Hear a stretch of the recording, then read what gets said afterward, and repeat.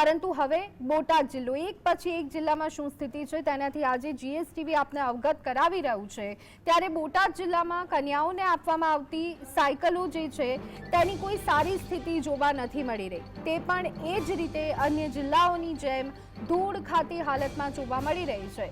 જિલ્લામાં છેલ્લા એકાદ વર્ષના સમયગાળાથી વિદ્યાર્થીનીઓને સાયકલ આપવામાં આવી નથી।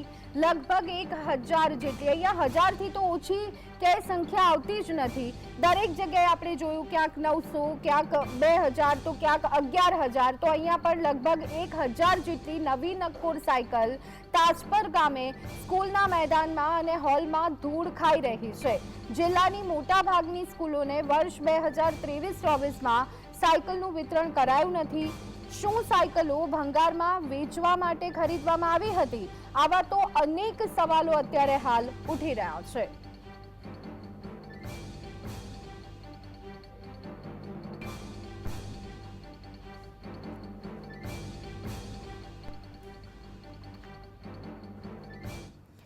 આ સંદર્ભે વધુ વિગત બોટાદથી પણ મેળવી લઈએ સંવાદદાતા ધર્મેશ પાસેથી। ધર્મેશ, વડોદરા, પાટણ, સુરેન્દ્રનગર અને સાથે બનાસકાંઠા તમામ જગ્યાએ અમે જોયું, આશા હતી કે બોટાદમાં સ્થિતિ સારી હશે, લાભાર્થીઓને સાયકલનો લાભ મળ્યો હશે, પરંતુ ધર્મેશ, એ જ સ્થિતિ બોટાદમાં પણ જોવા મળી રહી છે। શું છે વિગતો?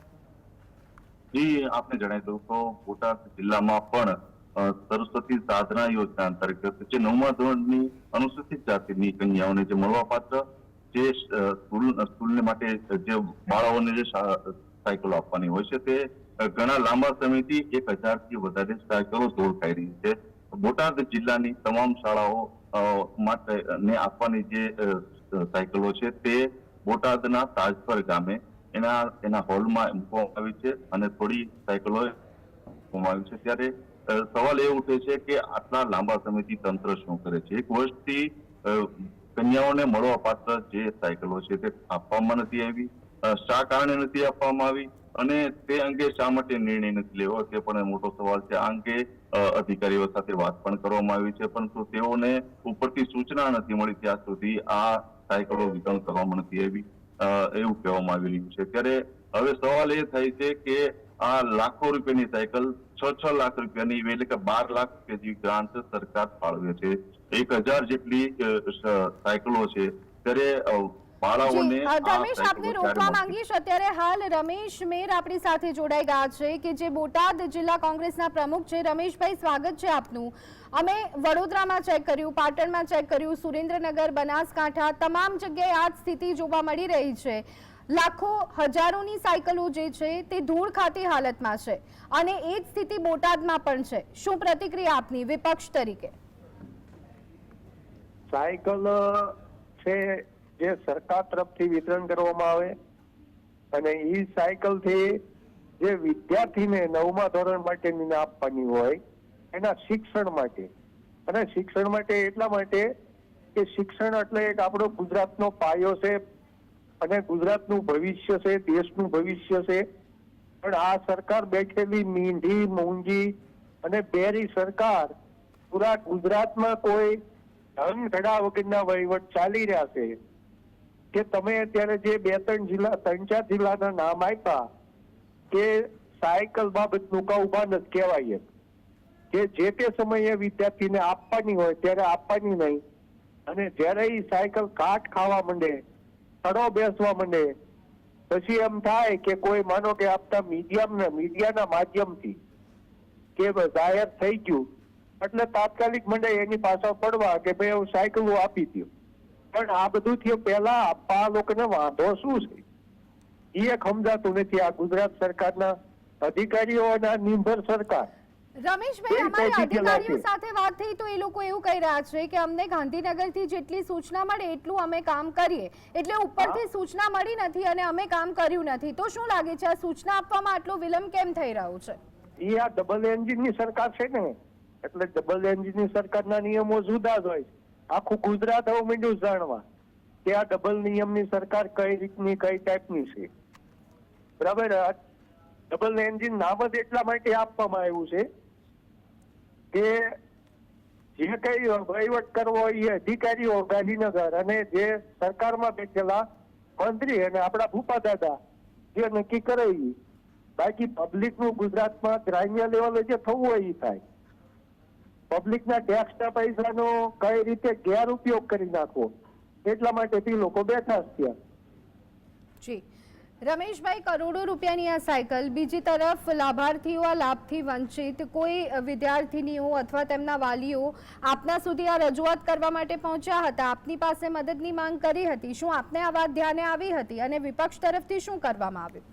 હા, મને અગાઉ હું પોતે જિલ્લા કોંગ્રેસ સમિતિનો પ્રમુખ છું જી અને બોટાદ જિલ્લો નહીં, બોટાદ તાલુકાનું તાજપર અમારું ગામ છે. એટલે ઘણી વખત અમે બેઠા હોય કે ઘણી વખત મને ચર્ચામાં વાત આવી હતી અને જે તે સમયે શિક્ષણ અધિકારીનો કોન્ટેક્ટ કરવાનો પ્રયત્ન અમે કર્યો, પણ ત્યારે કોન્ટેક્ટ નહોતો થયેલો. પણ ખરેખર જે સરકાર છે એ તો ચૂંટાયેલી બધા અધિકારી છે, પણ અધિકારી જે સરકારના ટેક્સના પૈસા, પબ્લિકના ટેક્સના પૈસાના પગાર ખાય છે, એને ખરેખર આમ વિચાર કરવો જોઈએ કે આઈએસ અધિકારી ઉઠી અને આ રીતે બાળકોના ભવિષ્ય સાથે છેડા થઈ જશે. કે માની લો કે અહીંયા બોટાદ માટે નાના અધિકારી, પણ ગુજરાત સરકારમાં બેઠેલા, ગાંધીનગરમાં બેઠેલા અધિકારી, એને નથી આ ખબર પડતી ગઈ. જી રમેશભાઈ, જીએસટીવીએ તો વિદ્યાર્થીનીઓની વેદના સમજી છે, સાંભળી છે અને આ મુદ્દો પણ ઉઠાવ્યો છે. શું રમેશભાઈ અહીંયા કમિટમેન્ટ કરે છે કે આગળ સ્થાનિક લેવલે તમે પણ આ મુદ્દા ઉઠાવતા રહેશો? ચોક્કસ ચોક્કસ ઉઠાવશું. આભાર રમેશભાઈ, અમારી સાથે જોડાવા બદલ અને સમગ્ર મુદ્દા પર આપની પ્રતિક્રિયા આપવા બદલ.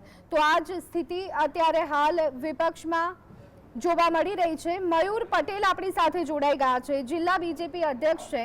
મયુરભાઈ, એક તો સૌથી પહેલા આપનો ધન્યવાદ કે આપ અમારી સાથે જોડાયા, કારણ કે અન્ય જિલ્લાઓમાં ભાજપના પ્રમુખો સાથે વાત કરવાનો પ્રયત્ન કર્યો તો એમણે જવાબ આપવાની જ ના પાડી દીધી છે. સૌથી પહેલા તો એ વાતે આપનો ખૂબ ખૂબ આભાર કે આપ જીએસટીવી સાથે જોડાયા છો. આપની પાસેથી એ જાણવું છે કે બોટાદમાં જે સાયકલો, 1000થી વધુ સાયકલો છે, ધૂળ ખાતી હાલતમાં પડી રહી છે. અધિકારીઓને પૂછ્યું તો એમ કહે છે ગાંધીનગરથી સૂચના મળે પછી વિતરણ કરીશું. શું ચાલી રહ્યું છે આ બધું? મેડમ ધૂળ ખાતી નથી, પણ કાલે અમે તપાસ કરી હતી, પણ એ જે કઈ પણ એજન્સીને આપવામાં આવી છે, એજન્સી દ્વારા એને ઉતારી છે ત્યાં એના સ્પેર પાર્ટ થી માંડીને જે કઈ પણ અલગ હોય એ ત્યાં ભેગું અને કઈક અલગ અલગ વિભાગમાં કઈક વેચવાના છે એવી વાત છે. મયુરભાઈ, પણ એક વર્ષ થઈ જાય અને સાયકલોનું વિતરણ ન થાય, 2000-3000 ના ભાવની આ સાયકલો જ્યારે વિદ્યાર્થીનીઓ સુધી પહોંચે ત્યારે એ ભંગારના ભાવે જાય અને ભંગારની હાલતમાં જાય તો પછી આ તો શેની સહાય? ના મેડમ, એવું નથી. મેં કાલે તપાસ કરાવડાવી હતી એમાં, અને એમાં જાણવા મળ્યું છે કે હજી હમણાં જ એજન્સીઓ દ્વારા ઉતરી છે તાજી. બીજું કે સ્કૂલો ચાલુ થઈ છે જે હમણાં 6 મહિનામાં, એટલે હવે અલગ અલગ ત્યાં કઈક વિભાગ દ્વારા વિતરણ કરવાના છે. અરે સાહેબ, અમે વડોદરામાં તપાસ કરાવી હતી, 2010, 11, 12ની જે સાયકલો છે એ હજી લોકો સુધી નથી પહોંચી. શું આ રીતે ભાજપ ભણશે ગુજરાતની વાતો કરી રહ્યું છે મયુરભાઈ? ના મેડમ, જે તમામ વિભાગનો મેં ખાલી પૂછું છું, અને હજી હમણાં જે પણ સરકારી કોઈ એજન્સીઓ દ્વારા જે આપવામાં આવ્યું હોય તેને એને ગોડાઉન તરીકેનો ઉપયોગ થયો. મયુરભાઈ, શું આપ જીએસટીવીના માધ્યમથી ગેરંટી લો છો કે આગામી થોડાક જ દિવસોમાં સાયકલનું વિતરણ કરાવી દેવામાં આવશે? જે ખરા લાભાર્થીઓ છે, વિદ્યાર્થીનીઓ છે, તેમના સુધી આ સાયકલો પહોંચશે? મયુરભાઈ, હા, ગેરંટી છે મેડમ. આ જે વિભાગની જે સાયકલો આવી છે એ ટૂંક સમયની અંદર તે લોકો વિતરણ કરવાના છે અધિકારી દ્વારા. પણ મયુરભાઈ, આપ ગેરંટી લેશો ને? આપ જિલ્લા ભાજપ અધ્યક્ષ છો તો એટલું તો આપ કહી શકો કે શું તમે બી એ કહેશો ગાંધીનગરથી સૂચના આવશે પછી અમે કરીશું? ના ના ના ના, એવું નથી. કોઈ સૂચનાનું એવું હોતું નથી મેડમ, પણ એ જે યોગ્ય સમય એનો આવશે ત્યારે વિતરણનો, ત્યારે દરેક વિભાગ એમાં એવું હોય છે, કોઈ એક વિભાગની હોતી નથી, કોઈ સામાજિકની હોય છે, અલગ અલગ, એટલે સામાજિક કોઈ સ્કૂલોને અલગ અલગ વિતરણ કરવાની હોય છે, અલગ અલગ વિભાગ દ્વારા ટૂંક સમયની અંદર વિતરણ થઈ જવાનું છે. કેટલા દિવસની અંદર મયુરભાઈ? કારણ કે એ વિદ્યાર્થીનીઓ છે, ઇન્ડિવિડ્યુઅલ જો એમને જુઓ તો દરેક વિદ્યાર્થીનીને તકલીફ પડતી હશે, અંતરિયાળ વિસ્તારમાંથી તેઓ આવતા હશે, શાળા સુધી પહોંચવાનું હશે અને એમને તકલીફ ન પડે એટલા માટે તો સાયકલનું વિતરણ કરવાની વાત સરકાર કરી રહી છે.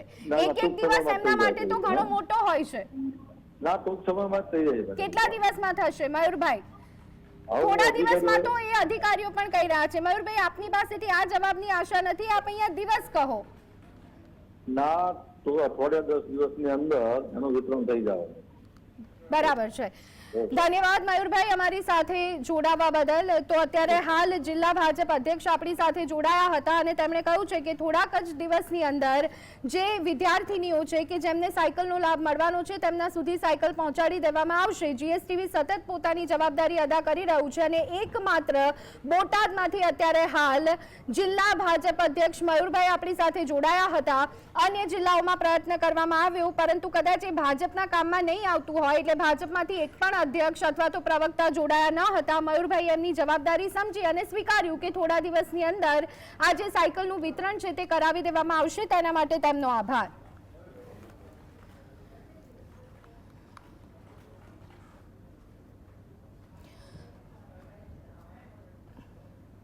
તો બોટાદમાં શું સ્થિતિ છે તેનો સમગ્ર ચિતાર આપવા માટે આપણી સાથે અમારા સંવાદદાતા ધર્મેશ જોડાયા હતા. ધર્મેશ, આપનો પણ ખૂબ ખૂબ આભાર અમારી સાથે જોડાવા બદલ.